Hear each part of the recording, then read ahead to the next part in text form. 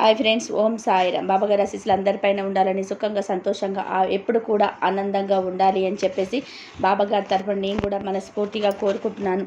ఈరోజు బాబాగారు అందించే సందేశం ఏంటి అంటే కనుక, తల్లి, నేటితో నీ పరీక్ష కాలం పూర్తిగా ముగిసిపోయింది. ప్రాప్తం ఉంటేనే ఇది వినగలుగుతావు. నిర్లక్ష్యం చేయకుండా జాగ్రత్తగా వినమ్మా అని చెప్పేసి ఏదో తెలియని సందేశాన్ని ఈరోజు బాబాగారు మనకు అందించడానికి మన ముందుకు వచ్చారండి. మరి ఆ సందేశం ఏంటో మీరు పూర్తిగా తెలుసుకోవాలి అనుకుంటే కనుక వీడియోని ఎక్కడ కూడా స్కిప్ చేయకుండా చివరి వరకు చూడండి. అప్పుడే మీకు పూర్తిగా అర్థమవుతుంది. ఎందుకంటే బాబాగారు ఏది చెప్పినా కూడా మన మంచి కోసమే కాబట్టి. ఇంకా బిడ్డ, నాకు ఎప్పుడు కూడా కష్టాలు వస్తున్నాయి, బాధలు వస్తున్నాయి అని చెప్పేసి ఈ కష్టాలు, బాధలు, ఈ సమస్యలు నేను భరించలేకపోతున్నాను. ఈ సమస్యల నుంచి బయటపడే మార్గమే లేదా బాబా? కష్టాల నుంచి గట్టెక్కే ఉపాయమే లేదా బాబా అని చెప్పి ఎప్పుడు కూడా నన్ను ప్రశ్నిస్తూ ఉంటావు కదా తల్లి. బిడ్డ, నీ సమస్యలన్నిటికీ కూడా పరిష్కారాన్ని తీసుకొని వచ్చాను. నేటితో నీ యొక్క పరీక్ష కాలం అంతా ముగిసిపోయింది. ఇప్పటి వరకు నువ్వు పడిన కష్టాలు, బాధలు, సమస్యలు అన్నీ కూడా భగవంతుడు నీకు పెట్టిన పరీక్ష. ఈ పరీక్షలో నువ్వు నెగ్గగలవు అన్న ధైర్యంతో నీకు ఈ కష్టాలు, బాధలు, సమస్యలు అన్నీ కూడా వచ్చాయి. ఇక నేటితో నీ యొక్క పరీక్ష కాలం పూర్తిగా ముగిసిపోయింది. బిడ్డ, ఇకపై ఈ కష్టాలు, ఈ సమస్యలు, ఈ బాధలు ఇవేవి కూడా ఉండవమ్మా. బాబా ఎప్పుడు కూడా సంతోషంగా ఉండాలని. బాబా, నాకు ఆస్తులు అవసరం లేదు, అంతస్తులు అవసరం లేదు. నేను బ్రతికినంత కాలం కూడా ఆరోగ్యంగా నా కుటుంబంతో కలిసి ఆనందంగా ఉండాలని ఉంది బాబా. నా భర్తలో మార్పు రావాలి అని చెప్పి ఆశపడుతున్నాను బాబా. నేను పడ్డ కష్టాలు నా బిడ్డలు పడకూడదు అని చెప్పి ఆనందంగా ఎదురు చూస్తూ ఉన్నాను బాబా. నాకున్న ఈ చిన్న చిన్న కోరికలు తీర్చుకోగలిగితే చాలు బాబా. ఇక నా జీవితం అంతా కూడా ఆనందంగా ఉంటాను అని చెప్పి ఎన్నోసార్లు నన్ను అడిగావు బిడ్డ. నువ్వు అడిగిన కోరికలు ఎంతో న్యాయం ఉంది. ఎటువంటి అశ్రద్ధ, ఎటువంటి అత్యాశ ఏవి కూడా లేవు. నీ యొక్క నిరాశపరురాలికి అంటే నువ్వు ఏదైతే ఆశిస్తున్నావో అది కేవలం నీ యొక్క మంచి కోసమే, నీ బిడ్డల మంచి కోసమే తప్ప అత్యాశగా ఏది కూడా నువ్వు ఆశపడడం లేదు. కాబట్టి నీ యొక్క మంచి మనసుని చూసి ఈరోజు నేటితో పూర్తిగా నీ యొక్క పరీక్ష కాలాన్ని ముగిసిపోయేలా చేయడానికి ఈరోజు నేను నీ ముందుకు వచ్చాను. బిడ్డ, ఇక సంతోషంగా ఉండాలి, ఆనందంగా ఉండాలి. మనసంతా కూడా ప్రశాంతంగా ఉంచుకోవాలి. మొదట నీలో నీకు ఒక రకమైన ధైర్యం రావాలి. ఆ ధైర్యం అనేది ఏ విధంగా ఉండాలి అంటే, ఏ కష్టం వచ్చినా, ఏ నష్టం వచ్చినా, ఏ బాధ వచ్చినా అదంతా కూడా నీ ధైర్యాన్ని చూసి వెనక్కి పరిగెత్తేలాగా ఉండాలి. అంతటి గొప్ప ధైర్యవంతురాలుగా నువ్వు మారాలి. బిడ్డ, నీ మనసు చాలా మంచి మనసు. అందరూ బాగుండాలి అని చెప్పి కోరుకుంటూ ఉంటావు. అందులో నేను కూడా ఉండాలి అని చెప్పి అనుకుంటూ ఉంటావు. నలుగురికి ఎప్పుడు కూడా ఏ కీడు చేయవు, ఏ అన్యాయము చేయవు. చుట్టుపక్కల వారందరినీ కూడా చాలా గుడ్డిగా నమ్ముతూ ఉంటావు. నీలో ఉన్న ఒకే ఒక మైనస్ పాయింట్ అదే తల్లి. ఎందుకంటే అందరూ కూడా నీకులాగా మంచిగా ఆలోచించారు కదా. కేవలం కొంతమంది మాత్రమే నీలా మంచిగా ఆలోచించేవారు ఈ భూమి మీద ఉన్నారు. చాలామంది కూడా ఎదుటివారు బాగుపడుతూ ఉంటే, ఎదుటివారు సంతోషంగా ఉంటే, ఎదుటివారు ఆనందంగా ఉంటే చూసి ఓర్వలేక ఈర్ష్యపడేవారే ఎక్కువగా ఉన్నారమ్మా. కాబట్టి నువ్వు తెలుసుకోవాల్సిన విషయం ఏంటి అంటే కనుక, అందరినీ కూడా గుడ్డిగా నమ్మకు. కుడిమిస్తే పండుగలాగా అందరితో మంచి చెడులు చర్చించకు.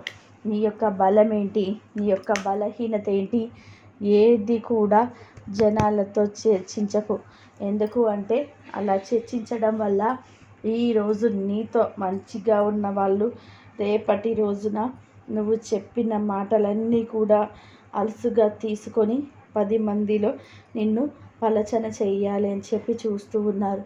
ఇప్పటికే నీ జీవితంలో చాలా రకాలైన అనుభవాలు అటువంటివి చూసే ఉన్నావు కదా. మరి ఇంకా బోల్తా పడిపోతున్నావు బిడ్డ. మహాభారతంలో కూడా ఆ శ్రీకృష్ణ భగవానుడు చెప్పింది అదే. ఏంటి అంటే ఎవరు నీతో ఎలా ప్రవర్తిస్తున్నారో వారితో నువ్వు అలాగే ప్రవర్తించు, అదే న్యాయం అని చెప్పి, మరి నువ్వు అలా ప్రవర్తించకుండా నీకు ఎవరైతే చెడు చేశారో, ఎవరైతే నిన్ను అన్యాయం చెయ్యాలి అని చెప్పి చూస్తున్నారో, ఎవరైతే నువ్వు సంతోషంగా ఉంటే చూసి ఈర్ష్య పడుతున్నారో, ఎవరంటే నేను చూసి ఏడుస్తున్నారో వారితో నువ్వు మామూలుగా ఉంటున్నావు. అంటే వారు నాతో మామూలుగా ఉంటున్నారు కదా బాబా, అందుకనే నేను కూడా వారితో మామూలుగా ఉంటున్నాను అని చెప్పి పిచ్చిదానిలాగా మాట్లాడుతూ ఉన్నావు. కేవలం వారు నీతో అవసరాలు తీర్చుకోవడం కోసం మాత్రమే నటిస్తూ ఉన్నారు అని చెప్పి నీ మనస్సాక్షికి కూడా తెలుసు. అయినప్పటికీ కూడాను నువ్వు బోల్తా పడిపోతూ ఉంటే ఇక నేను మాత్రం ఏం చేయగలను చెప్పు. ఒక్కసారి ఆలోచించు బిడ్డ. ఇదంతా కూడా ఎందుకు చెప్తున్నాను అంటే గనక, నువ్వు ఎవరితోనైనా కానీ నువ్వు ఎదుటివారితో ఏ విధంగా అయితే మంచిగా ఉంటున్నావో ఎదుటివారు కూడా నీతో అలాగే మంచిగా ఉంటేనే వారితో నువ్వు మంచిగా ఉండాలి.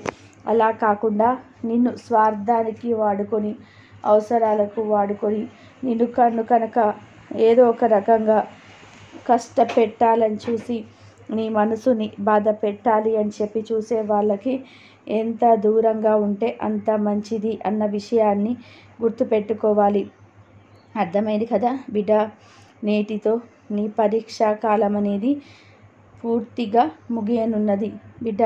ఇక నుంచి నీకు అన్నీ కూడా మంచి రోజులే రాబోతున్నాయి. ఇటువంటి మంచి రోజులను ఆనందంగా ఆహ్వానించాలి. నేను ఈ మాట నీతో చెప్తున్నాను అంటే నా మీద నీకు కొండంత నమ్మకం ఉండాలి. నా మీద నమ్మకం అనేది కొంచెం కూడా దిగజారిపోయినా కానీ నీకు వచ్చే బాధలని, కష్టాలని, నష్టాలని వేటిని కూడా నేను దూరం చేయలేనమ్మా. ఎందుకంటే అది ఇక నా చేతిలో ఉండదు అని చెప్పి నువ్వు గుర్తించాలి. నువ్వు ముఖ్యంగా ఈరోజు తెలుసుకోవాల్సింది ఏమిటి అంటే గనక, నేను నీతో చెప్తున్న ఈ కేవలం 2 మాటలు. అందులో మొదటిది నేనున్నాను అని చెప్పి నమ్మడం, రెండవది నేటితో నీ పరీక్షా కాలం అనేది పూర్తిగా ముగిసిపోయింది అని కూడా నమ్మడం. నీకు ఎన్నో కష్టాలు రావచ్చు, ఎన్నో బాధలు రావచ్చు, ఎన్నో సమస్యలు కూడా వెంటాడవచ్చు. కానీ ప్రతి సమస్య నుంచి కూడా ఖచ్చితంగా చాలా తేలికగా నువ్వు బయటపడతావు. ఎందుకంటే నా ఆశీర్వాదం అనేది నీ మీద పుష్కలంగా ఉంది కాబట్టి. ఇక నుంచైనా కానీ నేను ఉన్నాను అని చెప్పి నువ్వు నమ్మగలిగితే ఏ సమస్య, ఏ కష్టం, ఏ బాధ కూడా నిన్ను ఏమీ చేయలేదు అని నువ్వు గుర్తుంచుకోగలుగుతావు బిడ్డ. ఇది వాస్తవం, ఇది అక్షర సత్యం. నేనున్నాను కాబట్టే ఈరోజు నీకు ఈ అదృష్టం రాసి పెట్టి ఉంది కాబట్టే నేటితో నీ పరీక్షా కాలం పూర్తిగా ముగిసిపోయింది కాబట్టే, నీకు ప్రాప్తం ఉంది కాబట్టే ఇది వినగలుగుతున్నావు. నిర్లక్ష్యం చేయకుండా విన్నందుకు నేనే నీకు ధన్యవాదాలు తెలుపుతున్నాను బిడ్డ. ఆశీర్వదిస్తున్నాను. సంతోషంగా ఉండు, ఆనందంగా ఉండు. ఎప్పుడూ కూడా బాధపడవద్దు, విచారపడవద్దు, ఎవరిని కూడా గుడ్డిగా నమ్మవద్దు. ఎవరితో ఎంతవరకు ఉండాలో అంతవరకే ఉండాలి. ఎవరు అయితే నిన్ను అవసరానికి వాడుకుంటున్నారో వారిని కూడా నువ్వు అవసరానికి మాత్రమే వాడుకోవాలి. ఎవరైతే నిన్ను ప్రేమగా చూస్తున్నారో వారిని ఎట్టి పరిస్థితుల్లో కూడా నిర్లక్ష్యం చేయకూడదు. అదే విధానంగా నీ బిడ్డలకి మంచి చెడు తెలపాల్సిన బాధ్యత పూర్తిగా నీ మీద మాత్రమే ఆధారపడి ఉంటుంది. కాస్తంత సహనాన్ని ఓర్పుని ప్రదర్శించాలి అన్న విషయాన్ని ఎప్పటికప్పుడు కూడా గుర్తుంచుకోవాలి. ఇక జీవితం అంతా కూడా ఆనందంగా ఉండడానికి, మనసుని సంతోషంగా ఉంచుకోవడానికి, ప్రశాంతంగా ఉండడానికి ప్రతిదీ కూడా నీ చేతుల్లోనే ఉంటుంది. నీ మనసు నీకు ఎప్పుడు కూడా శత్రువుగా మారకూడదు. మనసంతా కూడా సంతోషంగా, ఆనందంగా, ఆహ్లాదంగా ఉంచుకునే ప్రయత్నం చెయ్యి. అర్థమైంది కదా? ఈ రోజున నా ద్వారా నీకు అందిస్తున్న ఈ సందేశం కేవలం నీ కోసం మాత్రమే. ఇది వింటున్నావు అంటే నిజంగా నువ్వు చాలా అదృష్టవంతురాలివి అని చెప్పి అర్థమైంది కదా బిడ్డ అని చెప్పి ఈరోజు బాబాగారు మనకు చాలా చక్కటి సందేశాన్ని అందించారు కదండి. మరి బాబాగారు ఎంతో గొప్ప ఆంతర్యం అయితే ఉంది. మరి ఆంతర్యం ఏంటో మీరు గ్రహించగలిగారని చెప్పేసి అనుకుంటున్నాను.